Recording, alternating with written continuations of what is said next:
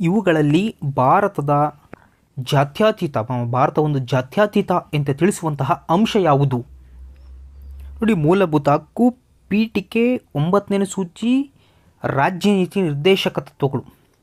ಸರಿ ಉತ್ತರ ಈ ಸಂವಿಧಾನದ ಪೀಠಿಕೆ ನಾವು 42ನೇ ತಿದ್ದುಪಡಿ 1976 42ನೇ ತಿದ್ದುಪಡಿಯಲ್ಲಿ ಸಮಾಜವಾದಿ, ಜಾತ್ಯತೀತ ಮತ್ತು ಐಕ್ಯತೆ ಎಂಬುವಂತಹ ಪದಗಳನ್ನು ನಾವು ಸೇರಿಸಿದ್ದೇವೆ. ಸಮಾಜವಾದಿ, ಜಾತ್ಯತೀತ ಮತ್ತು ಐಕ್ಯತೆ 42ನೇ ತಿದ್ದುಪಡಿ ಮೂಲಕ. ಸರಿಯಾದ ಉತ್ತರ ಸಂವಿಧಾನ ಪೀಠಿಕೆ. ನೋಡಿ, ನಮ್ಮ ಸಂವಿಧಾನದ ಕರಡು ನಾವು ರಚನೆ ಮಾಡೋಕ್ಕೋಸ್ಕರ ಒಂದು ರಚನಾ ಸಮಿತಿಯನ್ನು ನಾವು ತೆಗೆದುಕೊಂಡಂತಹ ಆ ಕರಡು ರಚನೆ ಮಾಡೋಕ್ಕೆ ತೆಗೆದುಕೊಂಡಂತಹ ಅವಧಿ ಎಷ್ಟು? ನಮ್ಮ ಸಂವಿಧಾನವನ್ನು ರಚನೆ ಮಾಡಲು ತೆಗೆದುಕೊಂಡಂತಹ ಸಮಯ ಎಷ್ಟು? ನಮ್ಮ ಸಂವಿಧಾನದ ರಚನೆಯನ್ನು ಮಾಡಲು ತೆಗೆದುಕೊಂಡಂತಹ ಸಮಯ 2 ವರ್ಷ 11 ತಿಂಗಳು 18 ದಿನ. 2 ವರ್ಷ 11 ತಿಂಗಳು 18 ದಿನಗಳು. ಇಷ್ಟು ನಮ್ಮ ಸಂವಿಧಾನವನ್ನು ರಚಿಸಲು ತೆಗೆದುಕೊಂಡಂತಹ ಸಮಯ. ನೆಕ್ಸ್ಟ್ ನೋಡಿ, ಕೆಳಗಿನ ಸಂಗತಿಗಳನ್ನು ನಾವು ಗಮನಿಸಿದಾಗ ಯಾವುದು ಭಾರತ ಸಂವಿಧಾನದ ಲಕ್ಷಣವಾಗಿಲ್ಲ? ಭಾರತ ಸಂವಿಧಾನದ ಲಕ್ಷಣ ಆಗಿಲ್ಲ.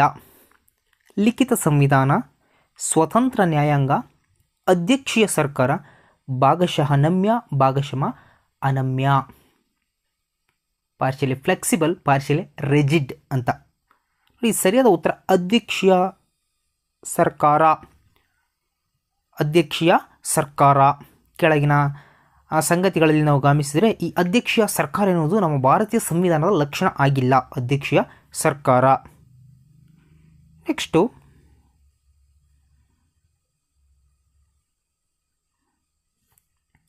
ನೋಡಿ, ಭಾರತ ಸಂವಿಧಾನ ರೂಪಿಸುವಲ್ಲಿ ಅತಿ ಹೆಚ್ಚಿನ ಪ್ರಭಾವ ಬೀರಿದ ವಿಷಯ ಯಾವುದು? ಅತಿ ಹೆಚ್ಚಿನ ಪ್ರಭಾವ ಬೀರಿದ ವಿಷಯ ಯಾವುದು? ನೋಡಿ, ಬ್ರಿಟಿಷ್ ಸಂವಿಧಾನ, ಐರಿಷ್ ಸಂವಿಧಾನ, US ಸಂವಿಧಾನ, 1935ರ ಭಾರತ ಸರ್ಕಾರ ಕಾಯ್ದೆ.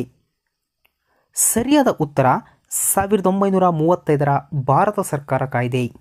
ಇದು ಅತಿ ಹೆಚ್ಚಿನ ಪ್ರಭಾವ ಬೀರಿದ ಯಾವುದು? ನಮ್ಮ ಸಂವಿಧಾನವನ್ನು ರೂಪಿಸುವಲ್ಲಿ. ನಮ್ಮ ಸಂವಿಧಾನ ರೂಪಿಸುವಲ್ಲಿ ಅತಿ ಹೆಚ್ಚಿನ ಪ್ರಭಾವ ಬೀರಿದಂತಹ ಅಂಶ 1935ರ ಭಾರತ ಸರ್ಕಾರ ಕಾಯ್ದೆ.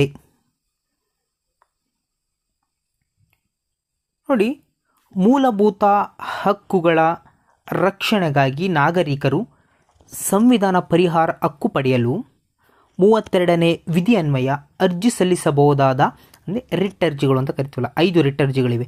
ಆ ಅರ್ಜಿಯನ್ನು ಸಲ್ಲಿಸಬೇಕಾದಂತಹ ನ್ಯಾಯಾಲಯ ಯಾವುದು? ನೋಡಿ, high court, supreme court, civil court, ಆಡಳಿತ ನ್ಯಾಯಮಂಡಳಿ. ಸರಿಯಾದ ಉತ್ತರ ಸುಪ್ರೀಂ ಕೋರ್ಟ್. ನಾವು ಆರ್ಟಿಕಲ್ 32 ಅಂಡರಲ್ಲಿ ಸುಪ್ರೀಂ ಕೋರ್ಟ್ಗೆ ಸಲ್ಲಿಸ್ತೇವೆ. ಹಾಗೆಯೇ ಆರ್ಟಿಕಲ್ 226 ಅಂಡರಲ್ಲಿ ಹೈಕೋರ್ಟ್ಗೆ ನಾವು ರಿಟ್ ಅರ್ಜಿಗಳನ್ನು ಸಲ್ಲಿಸ್ತೇವೆ.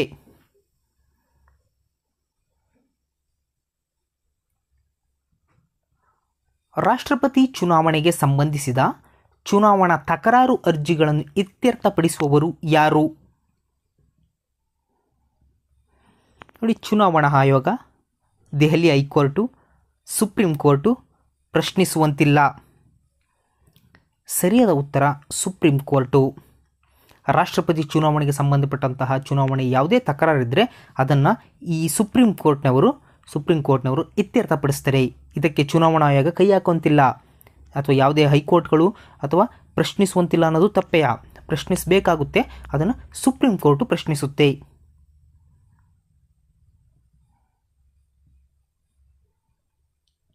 ನೋಡಿ, ಪ್ರಧಾನಮಂತ್ರಿಯು ಅಧಿಕಾರಾವಧಿ ಎಷ್ಟು ವರ್ಷ?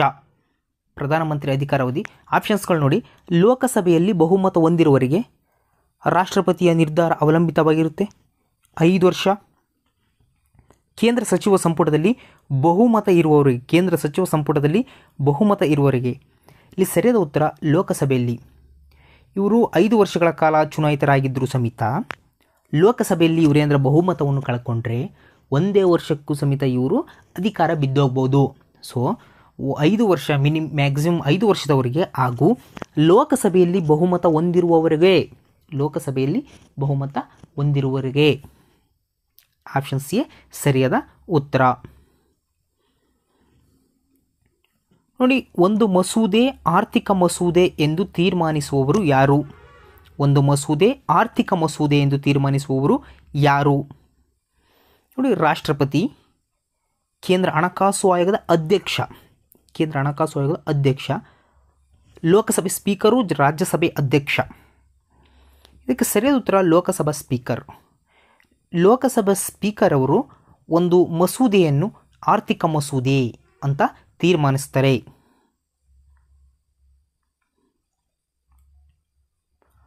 ರಾಷ್ಟ್ರಪತಿಗಳು ಪ್ರತಿ ವರ್ಷ ಸಂಸತ್ತಿನ ಜಂಟಿ ಅಧಿವೇಶನವನ್ನು ಉದ್ದೇಶಿಸಿ ಮಾತನಾಡುವಂತಹ ಅಧಿವೇಶನ ಯಾವುದು? ಸರಿ ಉತ್ತರ ವರ್ಷದ ಪ್ರಥಮ ಅಧಿವೇಶನ. ಆ ವರ್ಷದಲ್ಲಿ ಪ್ರಥಮ ಅಧಿವೇಶನ ಇರುತ್ತಲ್ಲ, ಆ ಅಧಿವೇಶನದಲ್ಲಿ ರಾಷ್ಟ್ರಪತಿಗಳು ಜಂಟಿ ಅಧಿವೇಶನವನ್ನು ಉದ್ದೇಶಿಸಿ ಮಾತನಾಡುತ್ತಾರೆ. ಆ ಜಂಟಿ ಅಧಿವೇಶನದ ಅಧ್ಯಕ್ಷರು ಯಾರಾಗಿರ್ತಾರೆ ಅಂತ ಕೇಳಿದ್ರೆ ಅವರು ಲೋಕಸಭೆ ಸ್ಪೀಕರ್ ಆಗಿರ್ತಾರೆ. ಆ ಜಂಟಿ ಅಧಿವೇಶನದ ಅಧ್ಯಕ್ಷರು, ಅಲ್ಲಿ ಭಾಷಣ ಮಾಡುವಂಥವರು ರಾಷ್ಟ್ರಪತಿಗಳು.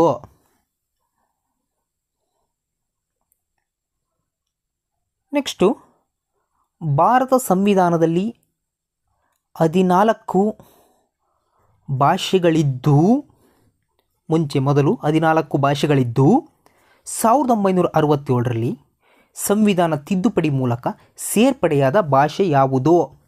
14 ಭಾಷೆಗಳ ನಂತರ ನೆಕ್ಸ್ಟ್ ಒಂದು ಭಾಷೆ ಸೇರಿಸ್ತಾರೆ. ಆ ಭಾಷೆ ಯಾವುದು? ಸರಿಯಾದ ಉತ್ತರ ಸಿಂಧಿ. 1967ರಲ್ಲಿ ಸಿಂಧಿಯನ್ನು ಸೇರಿಸ್ತಾರೆ. ಸಿಂಧಿ. ಆಮೇಲೆ ಮಣಿಖೋ ಅಂದರೆ ಮಣಿಪುರ, ನೇಪಾಳಿ ಮತ್ತು ಕೊಂಕಣಿಯನ್ನು ಅದಾದ ನಂತರ ಸೇರಿಸ್ತಾರೆ. ಸಿಂಧಿ ಆದಮೇಲೆ ಮಣಿಪುರ, ನೇಪಾಳಿ, ಕೊಂಕಣಿ. ಆಮೇಲೆ ಬೋಡೋ, ಡೋಂಗ್ರಿ, ಮೈಥಿಲಿ, ಸಂತಾಲಿ ಅಂತೆಲ್ಲ ಸೇರಿಸ್ತಾರೆ. ಅದನ್ನು ನಾನು ಮುಂದಿನ ವಿಡಿಯೋದಲ್ಲಿ ವಿಶ್ಲೇಷಣವಾಗಿ ಹೇಳ್ತೀನಿ. ಸಿಂಪಲ್ ಫಸ್ಟ್ ಗೊತ್ತಿರಲಿ ಸಿಂಧಿ, ಅದರ ನಂತರ ಮಣಿಪುರ, ನೇಪಾಳಿ, ಕೊಂಕಣಿ ಇವೆಲ್ಲ ಇದ್ದಾವೆ. ಈಗ ಸೋಕೆ 14 ಭಾಷೆ ಆದ ನಂತರ ನೆಕ್ಸ್ಟ್ ಫಸ್ಟ್ನೇ ಭಾಷೆ ಸೇರಿಸಿದ್ದು 1967ರಲ್ಲಿ 21ನೇ ತಿದ್ದುಪಡಿ ಮುಖಾಂತರ ಅಂದರೆ ಈ ಸಿಂಧಿ ಭಾಷೆ. ಭಾರತ ಸಂವಿಧಾನಕ್ಕೆ ಮಾಡಿದ ಮೊದಲ ತಿದ್ದುಪಡಿ ಯಾವುದು? ಮೊದಲ ತಿದ್ದುಪಡಿ ಮೋಸ್ಟ್ ಇಂಪಾರ್ಟೆಂಟ್ ಆ್ಯಂಡ್ ರಿಪೀಟೆಡ್ ಪ್ರಶ್ನೆ. ಮೊದಲ ತಿದ್ದುಪಡಿದು 9ನೇ ಅನುಸೂಚಿಯನ್ನು ಸೇರ್ಪಡೆ ಮಾಡಿದ್ದು ಭಾರತ ಸಂವಿಧಾನಕ್ಕೆ ಮಾಡಿದಂತಹ ಮೊದಲ ತಿದ್ದುಪಡಿ. ನೋಡಿ, ರಾಷ್ಟ್ರೀಯ ತುರ್ತು ಪರಿಸ್ಥಿತಿ ಆರ್ಟಿಕಲ್ 352. ಈ ರಾಷ್ಟ್ರೀಯ ತುರ್ತು ಪರಿಸ್ಥಿತಿಯನ್ನು ಸಂಸತ್ತಿನ ಒಪ್ಪಿಗೆ ಮೇರೆಗೆ ಪಡೆದು ಎಷ್ಟು ಸಮಯದವರೆಗೆ ಮುಂದುವರಿಸ್ಬೋದು ಅಂತ. ಸಂಸತ್ತಿನ ಒಪ್ಪಿಗೆಯನ್ನು ಪಡೆದಾದ ಮೇಲೆ ನಾವು ರಾಷ್ಟ್ರೀಯ ತುರ್ತು ಪರಿಸ್ಥಿತಿಯನ್ನು ಘೋಷಣೆ ಮಾಡಿ ಅದನ್ನು ಎಷ್ಟು ವರ್ಷ ಮುಂದುವರಿಸ್ಬೋದು ಅಂದರೆ ಅನಿಶ್ಚಿತ ಸಮಯದವರೆಗೆ. ಇಷ್ಟೇ ಸಮಯ ಅಂತಿಲ್ಲ, ಅನಿಶ್ಚಿತ ಸಮಯದವರೆಗೆ ಅದನ್ನು ಮುಂದುವರಿಸಬಹುದು. ರಾಷ್ಟ್ರೀಯ ತುರ್ತು ಪರಿಸ್ಥಿತಿ ಮಾತ್ರ ರಾಷ್ಟ್ರೀಯ ತುರ್ತು ಪರಿಸ್ಥಿತಿ. ನೆಕ್ಸ್ಟ್, ಸಂವಿಧಾನದಲ್ಲಿ ಶಿಕ್ಷಣ ಎಜುಕೇಷನ್ ಸೇರ್ಪಡೆಯಾಗಿರುವ ಪಟ್ಟಿ ಯಾವುದು? ಎಜುಕೇಷನ್. ಸರಿಯಾದ ಉತ್ತರ ಸಮವರ್ತಿತ ಪಟ್ಟಿ. Concurrent list. ಎಜುಕೇಷನನ್ನು ಕಾನ್ಕರೆಂಟ್ ಲಿಸ್ಟಲ್ಲಿ ಸೇರಿಸಲಾಗಿದೆ. ಇದು ಸಮೇತ 42ನೇ ತಿದ್ದುಪಡಿಯಲ್ಲೇ ಈ ಎಜುಕೇಷನ್ ಎನ್ನುವಂಥದ್ದು ಕಾನ್ಕರೆಂಟ್ ಲಿಸ್ಟಿಗೆ ಹೋಯ್ತೆ.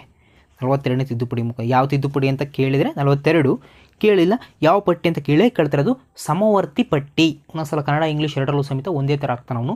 ಕಾನ್ಕರೆಂಟ್ ಲಿಸ್ಟ್ ಅಂತಲೇ ಹಾಕ್ಬಿಡ್ತಾನೆ, ಕಾನ್ಕರೆಂಟ್ ಲೀಸ್ಟ್. ಓಕೆ, ನೆಕ್ಸ್ಟು, ರಾಜ್ಯ ವಿಧಾನಸಭೆಯಲ್ಲಿ ಈ ಕೆಳಗಿನ ಯಾರ ಅನುಮತಿ ಪಡೆದು ಫೈನಾನ್ಸ್ ಬಿಲ್ ಹಣಕಾಸು ಮಸೂದೆ ವಿತ್ತೀಯ ಮಸೂದೆಯನ್ನು ಮಂಡಿಸಬೇಕು? ರಾಷ್ಟ್ರಪತಿ, ವಿಧಾನಸಭೆ ಸ್ಪೀಕರ್, ರಾಜ್ಯಪಾಲರು. ಯಾರ ಅನುಮತಿನೂ ಅಗತ್ಯವಿಲ್ಲ. ಸರಿಯಾದ ಉತ್ತರ ರಾಜ್ಯಪಾಲರು. ರಾಜ್ಯ ವಿಧಾನಸಭೆಯಲ್ಲಿ ರಾಜ್ಯಪಾಲರ ಅನುಮತಿಯನ್ನು ಪಡೆದ ನಂತರ ನಾವು ಆ ಫೈನಾನ್ಸ್ ಬಿಲ್ಲನ್ನು ಮಂಡಿಸಬೇಕಾಗುತ್ತೆ. ನೆಕ್ಸ್ಟ್ ನೋಡಿ, ಸಂಪ್ರದಾಯದಂತೆ ವಿರೋಧ ಪಕ್ಷದ ಸದಸ್ಯರು ಅಧ್ಯಕ್ಷರಾಗಿರುವ ಸಂಸತ್ತಿನ ಸದನ ಸಮಿತಿ ಯಾವುದು? ಸಾರ್ವಜನಿಕ ಲೆಕ್ಕಪತ್ರಗಳ ಸಮಿತಿ. ಈ ಸಾರ್ವಜನಿಕ ಲೆಕ್ಕಪತ್ರಗಳ ಸಮಿತಿಯಲ್ಲಿ CAG ಅವರು ಅವ್ರ ರಿಪೋರ್ಟ್ ಎಲ್ಲ ಇವ್ರ ಮುಂದೆ ತಂದಿಡೋದು. ಇಲ್ಲಿ ಯಾಕಪ್ಪ ಅಂದರೆ CAG ಅವರು ಅದೇ ಪಕ್ಷದವರಾಗಿದ್ದರೆ ಇಲ್ಲಿ ಯಾವುದೇ ರೀತಿಯಾದ ಗೊಂದಲಗಳು ಅಥವಾ ಅವ್ರು ಹೇಳಿದ್ದಕ್ಕೆ ಒಪ್ಕೋಬೋದಾಗುತ್ತೆ ಅನ್ನೋ ಕಾರಣಕ್ಕೋಸ್ಕರ ಮಾಡಿದಾರೋ ಅಥವಾ ಯಾವ್ದು ಇಟ್ಕೊಂಡು ಮಾಡಿದಾರೋ ಗೊತ್ತಿಲ್ಲ. ಬಟ್ ಈ ವಿರೋಧ ಪಕ್ಷದ ಸದಸ್ಯರು ಇಲ್ಲಿ ಸಾರ್ವಜನಿಕ ಲೆಕ್ಕಪತ್ರ ಸಮಿತಿಯಲ್ಲಿ ಅಧ್ಯಕ್ಷರು ಆಗಿರ್ತಾರೆ ವಿರೋಧ ಪಕ್ಷದ ಸದಸ್ಯರು. ನೆಕ್ಸ್ಟು ನಾವು ಇಂಪೀಚ್ಮೆಂಟು, ಮಹಾಭಿಯೋಗ ಇವರಿಗೆ ಅನ್ವಯಿಸುವುದಿಲ್ಲ. ಮಹಾಭಿಯೋಗದ ಮುಖಾಂತರ ಯಾರ್ಯಾರನ್ನ ತೆಗೆದಾಕ್ಬೋದು, ಯಾರನ್ನ ತೆಗಿಯಕ್ಕೆ ಬರಲ್ಲ. ಅಂದರೆ ನೀವು ನೋಡಿ, ರಾಷ್ಟ್ರಪತಿ, ಉಪರಾಷ್ಟ್ರಪತಿ ಆಪ್ಷನ್ಸ್ ಇಲ್ಲ, ರಾಜ್ಯಪಾಲರು, ಹೈಕೋರ್ಟ್ನ ಮುಖ್ಯ ನ್ಯಾಯಮೂರ್ತಿ, ಸುಪ್ರೀಂ ಕೋರ್ಟ್ನ ಮುಖ್ಯ ನ್ಯಾಯಮೂರ್ತಿ. ಇಲ್ಲಿ ನೀವು ರಾಷ್ಟ್ರಪತಿಯನ್ನು, ಹೈಕೋರ್ಟ್ನ ಮುಖ್ಯ ನ್ಯಾಯಮೂರ್ತಿ ಮತ್ತು ಸುಪ್ರೀಂ ಕೋರ್ಟ್ನ ಮುಖ್ಯ ನ್ಯಾಯಮೂರ್ತಿನ ನಾವು ಮಹಾಭಿಯೋಗದ ಮುಖಾಂತರ ತೆಗೆದುಹಾಕ್ಬೋದು. ಆದರೆ ರಾಜ್ಯಪಾಲರಿಗಿದು ಅನ್ವಯಿಸುವುದಿಲ್ಲ. ನೆಕ್ಸ್ಟು ಲೋಕಸಭೆಯಲ್ಲಿ ನಾವು 0 ಅವರ್ ಅಂತ ಹೇಳಿದ್ವಿ, ಶೂನ್ಯ ವೇಳೆ. ಇದರ ಅವಧಿ ಎಷ್ಟು, ಟೈಮಿಂಗ್ಸ್ ಎಷ್ಟು 0 ಅವರ್ದು?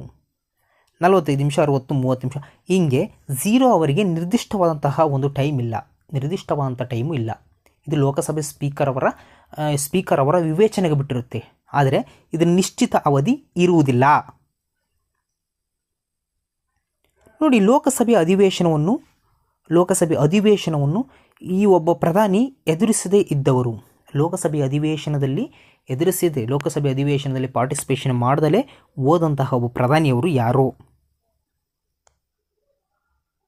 ಸರಿ ಉತ್ತರ ಚರಣ್ ಸಿಂಗ್ ರವರು ಲೋಕಸಭೆಯ ಅಧಿವೇಶನವನ್ನು ಪ್ರಧಾನಿಯಾಗಿ ಎದುರಿಸದೇ ಇದ್ದವರು ಯಾರು? ಚರಣ್ ಸಿಂಗ್. ನೆಕ್ಸ್ಟು ಭಾರತ ಸಂವಿಧಾನದಲ್ಲಿ ನಾವು ಅಮೆಂಡ್ಮೆಂಟ್ಗಳು, ಸಂವಿಧಾನ ತಿದ್ದುಪಡಿಯನ್ನು ನೋಡುತ್ತೇವೆ, ಕಾನ್ಸ್ಟಿಟ್ಯೂಷನ್ ಅಮೆಂಡ್ಮೆಂಟ್.